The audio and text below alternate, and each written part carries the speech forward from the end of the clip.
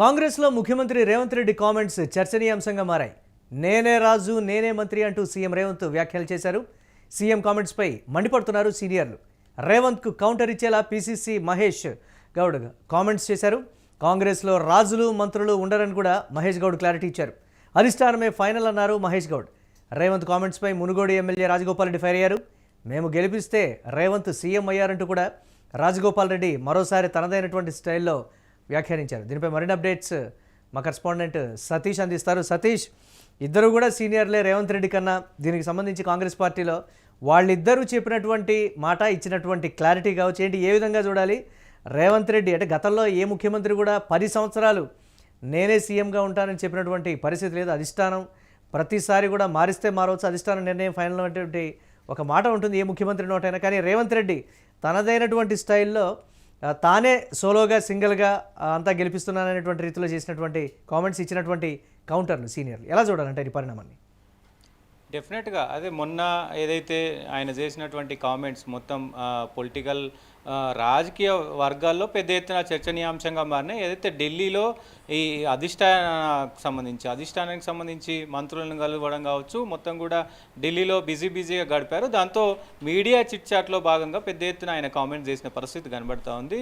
So మొత్తం కూడా తెలంగాణ రాష్ట్ర వ్యాప్తానికి నేను ఇంకొక 10 సంవత్సరాలు అంటే ఇప్పుడు ప్రస్తుతం ఉన్నటువంటి ఈ 2 సంవత్సరాలు, దాని తర్వాత ఇప్పుడు మళ్ళీ 3 సంవత్సరాలు, ఈ 5 సంవత్సరాలు, మళ్ళీ 2029లో ఎలక్షన్ జరిగితే మళ్ళీ నేనే గెలుస్తాను, గెలిచిన తర్వాత నేనే సీఎం అవుతాను, మొత్తం కూడా 10-10.5 సంవత్సరాలు నేనే ఉంటాను అని కాన్ఫిడెన్స్గా చెప్పారు. కాంగ్రెస్ పార్టీని నేనంత పటిష్టంగా నిర్మిస్తున్నాను, సో నేను వర్క్ చేస్తున్నాను, నా వర్క్ను కూడా ఇక్కడ ప్రస్తుతం 2 సంవత్సరాల నుంచి కావచ్చు, నేను టీపీసీసీను అధ్యక్షుడు అయినప్పటి నుంచి కూడా కాంగ్రెస్ ప్రభుత్వం చూస్తూ ఉంది, అధిష్టానం చూస్తూ ఉంది. కాంగ్రెస్ పార్టీ ఎక్కడ ఉండే 2019లో కావచ్చు, 2000లో కావచ్చు, ఎక్కడ ఉండే నేను 2023కి ఎక్కడికి తీసుకొచ్చాను, కాంగ్రెస్ అసలు మొత్తమే కాంగ్రెస్ పార్టీ తెలంగాణలో లేదు అనే పార్టీని నేను తీసుకొచ్చానంటూ కూడా ఆయన ఈ మధ్యకాలంలో చేస్తున్నటువంటి కామెంట్స్ అన్నీ కూడా చూడొచ్చు. మొత్తంగా అంటే కాంగ్రెస్ ఇటు మొత్తం అధిష్టానంతో సహా మొత్తం క్యాడర్ని అంతా నేను దగ్గరుండి నేను ఒక్కడిని నడిపిస్తున్నాను, నేను సింగిల్ హ్యాండెడ్గా మొత్తం కాంగ్రెస్ తెలంగాణలో కాంగ్రెస్ను మొత్తం కూడా నడిపిస్తున్నాను అనే స్టేట్మెంట్ను ఆయన చెప్పిన పరిస్థితులు ఉన్నాయి. అంటే నాకు ఎవరు పోటీ లేరు, సో దాంతోపాటు నేనే రాజు నేనే మంత్రితో పాటు నాకు పోటీలో కూడా ఎవరు లేరు అని చెప్పడం కూడా ప్రస్తుతం చర్చనీయాంశంగా మారింది. ఆయన చేసినటువంటి కామెంట్స్ అన్నీ కూడా అంటే నాకు పోటీ ఎవరు లేరు, నాతో పోటీ ఎవరు రారు, ముఖ్యంగా నేనే మళ్ళీ ఒక 10 సంవత్సరాలు కూడా మొత్తం నేనే ఉంటాను అంటూ కూడా ఆయన చేసిన కామెంట్స్ పైన ఇటు మంత్రులు కూడా, ప్రస్తుతం ఉన్నటువంటి మంత్రులు, గతంలోనే పెద్ద ఎత్తున మంత్రులు కూడా పొంగులేటి కావచ్చు, పొంగులేటి అంటే ముఖ్యమంత్రి రేస్లో ఎవరైనా ఉన్నారు అంటే అవును నేను ఉన్నాను, నేను ముఖ్యమంత్రి తర్వాత ఇప్పుడు ఉన్నటువంటి ముఖ్యమంత్రి తర్వాత ఫస్ట్ ప్లేస్ నాదే అంటూ కూడా, నెంబర్ 2 ప్లేస్ నాదే అంటూ కూడా పొంగులేటి అన్నారు. దాని తర్వాత రాజగోపాల్ రెడ్డి అంటే నేరుగా అధిష్టానంతో ముందు నుంచి టచ్లో ఉన్నారు కాబట్టి ఆ కాన్ఫిడెన్స్ ఆయన మాట్లాడారు అనుకోవచ్చు. రేవంత్ రెడ్డికి అత్యంత సన్నిహితుడని కూడా చెప్తారు మహేష్ కుమార్ గౌడ్. తను కూడా వినిపించినటువంటి స్వరానికి సంబంధించి ఒక డిస్కషన్ నడుస్తుంది కదా, దీన్ని ఎలా చూడాలంటారు కాంగ్రెస్ పార్టీలో? డెఫినెట్గా ఆయన మొన్న కామెంట్స్ చేస్తే నిన్న ఎన్నికల ఫలితాల వేళ నిన్న సాయంత్రం ఒక ప్రముఖ టీవీ ఛానల్లో ఆయన మాట్లాడుతూ కూడా చాలా బాహాటంగా అంటే కాంగ్రెస్ పార్టీలో ఉన్నటువంటి విధానాలను ఆయన తెర మీదకి తీసుకొచ్చారు. కాంగ్రెస్ పార్టీలో ఒక మనిషికి కానీ, అక్కడ ఒక మంత్రి కానీ, ఒక ఎమ్మెల్యే కానీ, ఒక ముఖ్యమంత్రి కానీ, ఇక్కడ రాజులు ఎవరై ఉండరు, పార్టీకి మంత్రులు ఎవరు ఉండరు. అధిష్టానం ఏదైతే నిర్ణయం తీసుకుంటుందో ఆ అధిష్టానం నిర్ణయం మేరకే కార్యకర్త నుంచి సీఎం దాకా కూడా ఓన్లీ అధిష్టానం నిర్ణయం మేరకే మొత్తం కూడా వ్యవహారం ఉంటుంది. కానీ ఇక్కడ ఒక్కరితో ముడిపడిన ఇది కాదు అని చెప్పేసి ఆయన చాలా క్లారిటీగా చెప్పారు. సో మనం గతంలో కూడా చూసుకుంటే ముఖ్యంగా ఇప్పుడు టీపీసీసీ మహేష్ కుమార్ గౌడే చూడండి, మీరు టీపీసీసీలో చాలామంది సీనియర్ నాయకులు ఉన్నారు, సో ఆశావాహులు కూడా చాలామంది ఉన్నారు. మల్రెడ్డి రంగారెడ్డి కావచ్చు, ఉద్యమంలో పనిచేసినటువంటి మధు యాష్కి గౌడ్ కావచ్చు, సో ఇట్లా పేర్లు చెప్పుకుంటూ పోతే చాలామంది సీనియర్లు ఉన్నారు. సో వాళ్ళకు కాకుండా అంటే రాష్ట్రానికే తెలియనటువంటి పేరు మహేష్ కుమార్ గౌడ్ అని ఎన్ఎస్యుఐలో కీలకంగా పనిచేశారు, ఓకే, బట్ రాష్ట్ర వ్యాప్తంగా మహేష్ కుమార్ గౌడ్ పేరు టీపీసీసీ వచ్చేంత వరకు కూడా చాలామందికి తెలియదు. సో ఇట్లా కాంగ్రెస్ అధిష్టానం ఏ నిర్ణయం తీసుకుంటే వాళ్ళు పోస్ట్లో ఉంటారు. గతంలో సీఎంలు కూడా నల్లారి కిరణ్ కుమార్ రెడ్డి కావచ్చు, రోషయ్య కావచ్చు, ఏమా హేమీలు ఉన్న టైంలో కూడా వీళ్ళకు ముఖ్యమంత్రి పదవులు అక్కడ అధిష్టానం ఇచ్చింది కాబట్టి అయ్యారు తప్ప. సో ముఖ్యంగా పార్టీ ఏ స్టాండ్ మీద ఉంటే, అధిష్టానం ఏ స్టాండ్ మీద ఉంటే ఎప్పుడు ఎవరికి ఏ పదవి వస్తుందో తెలియని పరిస్థితులు కాంగ్రెస్ పార్టీలో ఉంటాయి అనేది ఆయన స్పష్టంగా చెప్తున్నారు. మంత్రులకైనా, ఎమ్మెల్యేలకైనా, ఎమ్మెల్సీలకైనా ఎవరు ఏ స్థానంలోనైనా ఉండొచ్చు. ఇవాళ ఎమ్మెల్యేగా ఉన్న పర్సన్ రేపు ముఖ్యమంత్రి కూడా కావచ్చు, ఇప్పుడు మంత్రిగా ఉన్నటువంటి పర్సన్ ముఖ్యమంత్రి అవ్వచ్చు, ముఖ్యమంత్రిగా ఉన్నటువంటి వాళ్ళు వేరే పోస్ట్లో ఉండొచ్చు అని కూడా ఆయన బాహాటంగా చెప్పారు. రాజగోపాల్ రెడ్డి చేసినటువంటి కామెంట్స్ కూడా ఒక కామెంట్ అయితే చాలా కీలకంగా మారినటువంటి పరిస్థితి ఉంది. రాజగోపాల్ రెడ్డి ఏ ధైర్యంతో ఆ మాట మాట్లాడారు, మేమందరం గెలిపిస్తేనే ఆయన ముఖ్యమంత్రి అయ్యారు అని అంటే రేవంత్ రెడ్డికి ఆ చరిష్మా లేదనుకుంటున్నారా అంటూ కూడా రేవంత్ రెడ్డి వర్గం ఒకంత బాహాటంగా కామెంట్స్ చేస్తున్నటువంటి పరిస్థితి చూడొచ్చు కదా మనం. కాంగ్రెస్ పార్టీలు ఎప్పుడు కూడా ఆ స్థాయిలో వ్యతిరేకంగా మాట్లాడితే ఇమీడియట్గా అధిష్టానం కలగజేసుకొని ఎందుకు చేశారు, మీరు ఢిల్లీకి రండి, క్లారిటీ ఇవ్వండి అనేటువంటి పరిస్థితి ఉంటుంది. మరి ఎందుకు రాజగోపాల్ రెడ్డి విషయంలో కూడా లేదు అనేటువంటి మాట, దీన్ని ఎలా చూడాలంటారు?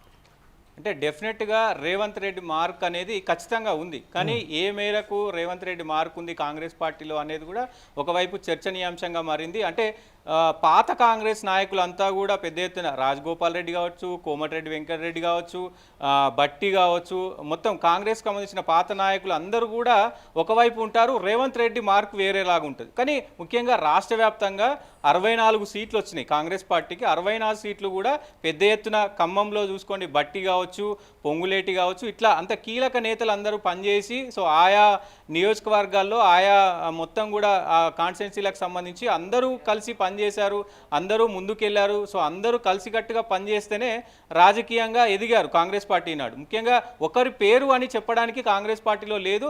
నిజంగా అది వాస్తవమే. ఎందుకంటే రేవంత్ రెడ్డి మార్కు ఉన్నప్పటికీ కూడా ఇక్కడ ఖమ్మంలో చూడండి దాదాపు అన్ని సీట్లు మొత్తం కూడా కాంగ్రెస్ ఉన్నాయి. కానీ ఖమ్మంలో కీలక నేతలు ఏదైతే పొంగులేటి కావచ్చు, బట్టి కావచ్చు, వీళ్ళందరూ కూడా ఉన్న పరిస్థితి ఉంది. సో ఇట్లా ఒక్కరి మీద ఆధారపడి ఉండదు. రాజగోపాల్ రెడ్డి కూడా అదే చెప్పారు. అంటే అందరూ కలిసి ఎన్నుకుంటేనే, అందరూ కలిసి పనిచేస్తే, అందరూ ఒకవైపు ఉన్నారు, ముఖ్యమంత్రి రేవంత్ రెడ్డి ఒకవైపు ఉన్నారని అనుకోవచ్చు అంటారా వీళ్ళందరూ చేస్తున్నటువంటి కామెంట్స్ మీద?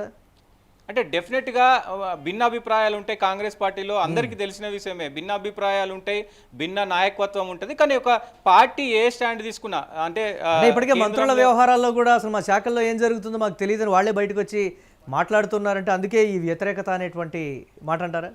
దీన్ని కూడా ఆ కోణంలో చూడొచ్చు. కాంగ్రెస్ పార్టీలో బాహాటంగా ఏ విషయానన్నా చెప్పుకునే అధికారం ఉంటుంది. వాళ్ళు ముఖ్యంగా మీడియా ముఖంగా కూడా ఓపెన్గా మాట్లాడతారు. మంత్రులైనా, ఎమ్మెల్యేలైనా, ఎవరైనా వేరే పార్టీలల్లో చాలా తక్కువగా ఉంటుంది, కాంగ్రెస్ పార్టీలో అది ఎక్కువగా ఉంటుంది. బాగా హట్టంగానే వాళ్ళు ఓపెన్గా చెప్తారు. దాని తర్వాత పార్టీ ఒక లైన్ తీసుకున్నాక ఎస్ రేవంత్ రెడ్డి గారు చేస్తున్నది కరెక్టు, లేదు అంటే ఇంకొక మంత్రి చేస్తున్నది కరెక్ట్ అంటే పార్టీ లైన్ ఏదైతే ఉంటుందో, అధిష్టానం ఏదైతే నిర్ణయం తీసుకుంటుందో, ఈ ఎన్ని కింద నడిచినటువంటి చర్చలు ఏదైనా మంత్రులైనా, ఇటు ఎమ్మెల్యేలైనా, ముఖ్యమంత్రి అయినా ఎన్ని చర్చలు, అక్కడ ఎన్ని ఈ అవకతవకలు, ఇవన్నిటి గురించి మొన్న ఈ సింగరేణి ఇష్యూ కావచ్చు, ఇంకొక ఇష్యూ కావచ్చు, మంత్రుల ఇష్యూ, ఇవన్నీ జరిగినప్పటికీ కూడా ఏదైతే అధిష్టానం ఏం చెప్తుందో అదే ఫైనల్ అవుతుంది. ఆ ఫైనల్ డిసిషన్కి ఉన్న మంత్రులంతా మళ్ళీ ఒక్కదాటికి వస్తారు, ఉన్న ఎమ్మెల్యేలంతా మళ్ళీ ఒక్కదాటికి వస్తారు. సో కాంగ్రెస్ పార్టీలో ఇది నడుస్తూ ఉంటుంది. కానీ మరి రేవంత్ రెడ్డి మార్కు మాత్రం ఒక డిఫరెంట్గా కనబడతా ఉంది. మొత్తం కూడా అంటే ఆయననే గతంలో ఎవరు కూడా ఇలాంటి కామెంట్స్ చేయలేదు. అంటే 10 సంవత్సరాలు నేను ఒక్కడినే ఉంటాను ముఖ్యమంత్రిగా అనేది ఏ ముఖ్యమంత్రి చేయలేదు, ఏ నాయకుడు కూడా చేయలేదు.